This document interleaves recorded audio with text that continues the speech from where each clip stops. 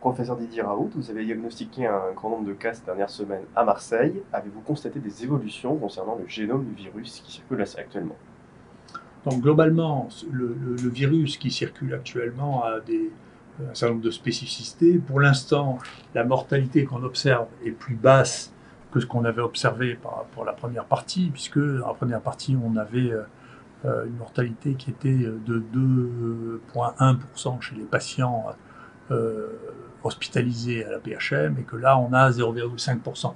Peut-être que les choses évolueront, mais pour l'instant, on a l'impression qu'on est un peu dans la dynamique actuelle. Vous voyez, sur ces données, encore une fois, toutes ces données, je sais que les gens pensent qu'on peut raconter des histoires. On ne peut pas raconter d'histoires quand on parle de chiffres qu'on est obligé de rapporter à l'ARS ou que l'assistance publique est obligée de raconter à l'ARS. Donc on ne peut pas inventer les chiffres.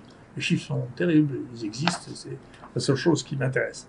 Ici, vous avez ce chiffrage, qui est un chiffrage qui est fait par Santé publique France. Et donc, d'ailleurs, on a la chance d'avoir maintenant vraiment les données disponibles pour pouvoir travailler et regarder. Vous voyez la mortalité, peut-être qu'elle va... ça, c'était il y a 2 semaines. On verra peut-être qu'elle monte de manière très significative dans les trucs, dans les jours à venir. C'est possible. Pour l'instant, ce qu'on a vu, si on regarde maintenant tout ce qui s'est passé depuis le début de l'année, alors j'ai pris Marseille et Paris parce que c'est 2 villes dans lesquelles la maladie a été épidémique. Vous voyez que la mortalité à Marseille, à côté de celle de l'année 2018 ou de l'année 2019, n'a pas été significative dans tout le courant de l'année. Donc il n'y a pas eu plus de morts à Marseille en 2020 pour l'instant qu'en 2018. Donc peut-être que c'est un drame qui s'est passé, mais ça ne s'est pas passé ici, ce drame. Alors c'est peut-être pas partout pareil. À Paris, il y a eu manifestement beaucoup plus de morts. Mais donc il y a une vraie... faut garder, faut raison garder pour l'instant. Il faut s'occuper des gens, il faut les soigner. Et bien entendu, il y a des morts. Mais comme vous voyez ici dans cette représentation, qui sont tous les morts qu'il y a eu à Marseille à l'assistance publique, vous les voyez par tranche d'âge. En réalité, cette malheureuse est morte avec le Covid, mais pas à cause du Covid. Et vous voyez les morts que nous avons eues à l'IHU, qui sont en rouge. Vous voyez, nous avons une personne qui est morte qui avait moins de 59 ans en tout. D'accord. Tout le reste, c'est ce qui a été traité ici. Donc, le reste, c'est l'assistance publique hors IHU. Et ici, c'est la même courbe, mais la différence étant ceux qui ont eu 3 jours de traitement, donc on peut évaluer, qui sont en rouge aussi.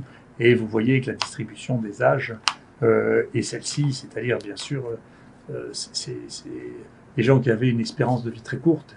Et encore, on ne met pas dedans les pathologies. Dans les quelques personnes qui viennent de mourir dans l'épidémie actuelle, il y en avait au moins 3 qui avaient des cancers métastasés, qui étaient en phase terminale, et les autres qui sont âgés et diabétiques. Et donc, encore une fois, c'est bien, il faut s'occuper des choses quand elles sont là. Moi, je me demande si on avait testé l'année dernière ou l'année d'avant la fréquence des rhinovirus dans les gens qui rentraient dans les réanimations, dans les gens qui sont morts alors qu'ils avaient des espérances si courtes, on n'aurait pas eu des taux encore plus élevés parce que le rhinovirus était associé, je crois, à 2% des mortalités l'année dernière. Hein. Donc, ça ne veut pas dire que c'est le rhinovirus qui les tue. Donc, je crois qu'il faut pas s'affoler comme d'habitude. Il faut gérer les choses, soigner les malades et s'en occuper. Et nous, c'est ce que nous faisons. Sur les séquences du virus, c'est très intéressant. Les séquences que nous avons qui circulent actuellement sont pratiquement que des séquences. Il y a 7 nouveaux virus avec des mutations différentes. Aucun de ces virus ne circulait avant mai. De ces 7 virus, il n'y a que 2 séquences qui ont été décrites une fois dans le monde, donc qui sont vraiment complètement nouveaux. Le premier est arrivé en bateau, c'est ce qu'on appelle le Marseille 1. Il a donné une épidémie qui a dû toucher à peu près 80 personnes et puis il a disparu. Et ces virus ont quelque chose en commun, ils ont des mutations que l'on voit dans les génomes qui se dégradent.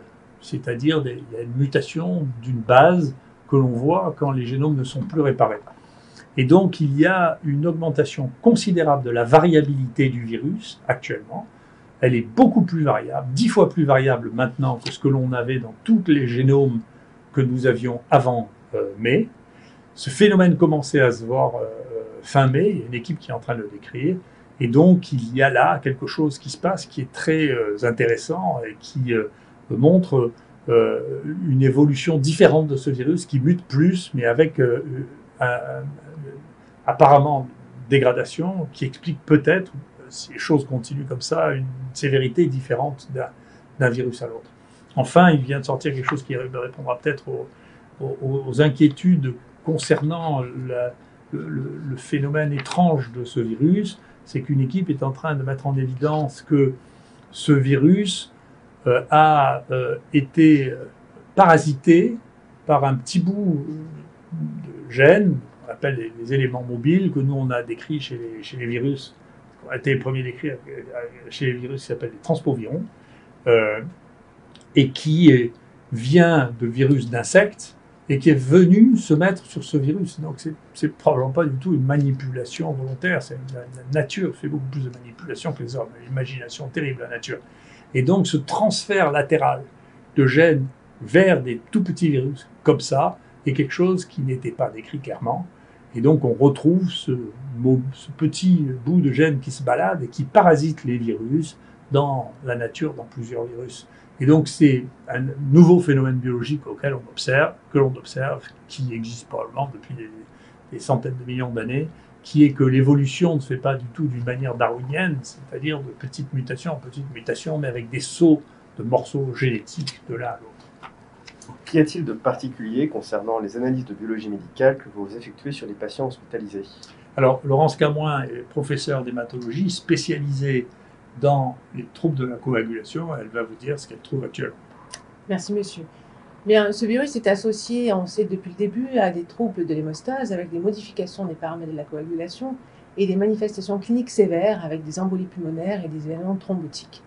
Parmi les nombreuses anomalies qui ont été identifiées, on a décrit pendant la phase aiguë, notamment chez les patients en réanimation, la présence à un taux élevé de patients avec des lupus anticoagulants circulants.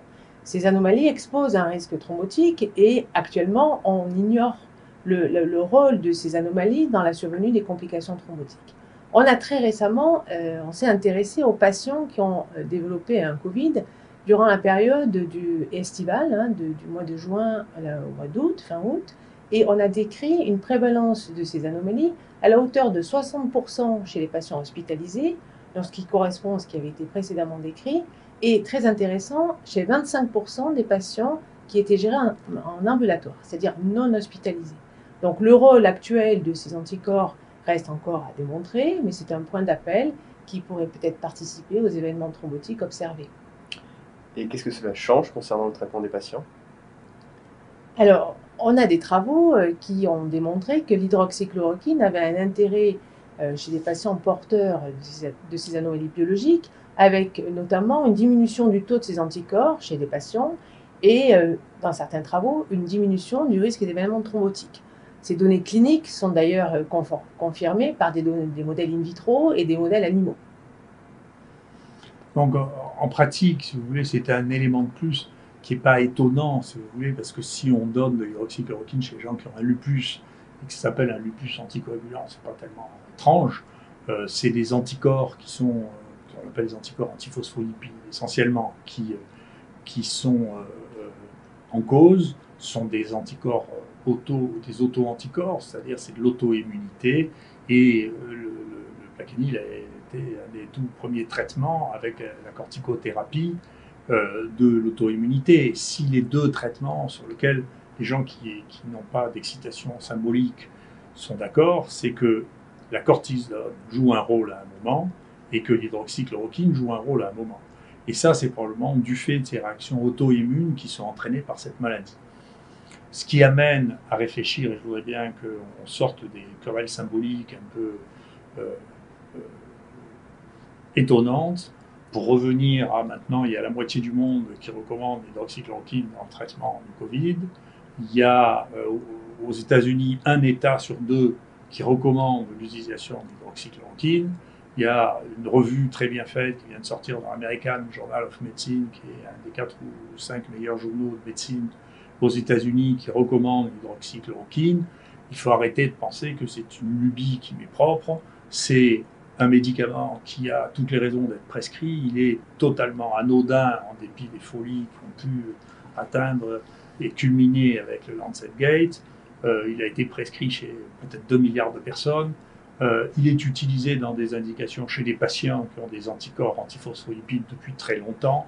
On sait que les gens d'ailleurs qui ont ces maladies inflammatoires et qui prennent du Plaquenil sont plus protégés du Covid que les gens qui ont un autre traitement. Donc on sait que ça les protège aussi. Enfin, les données se sont accumulées maintenant. Il y a 90 publications qui ont été faites, qui sont en préprint sur l'hydroxychloroquine, dont l'immense majorité montrent un avantage à l'hydroxychloroquine. Donc il est temps de laisser aux médecins la responsabilité de faire ce qu'ils doivent. Et compte tenu de l'ensemble des données, il n'y a pas une personne unique ou un comité unique à Paris qui peut décider qu'il a raison contre la moitié du monde. Il faut laisser les médecins faire leur choix, c'est ce que je pense et ce que je continue à penser. Merci beaucoup.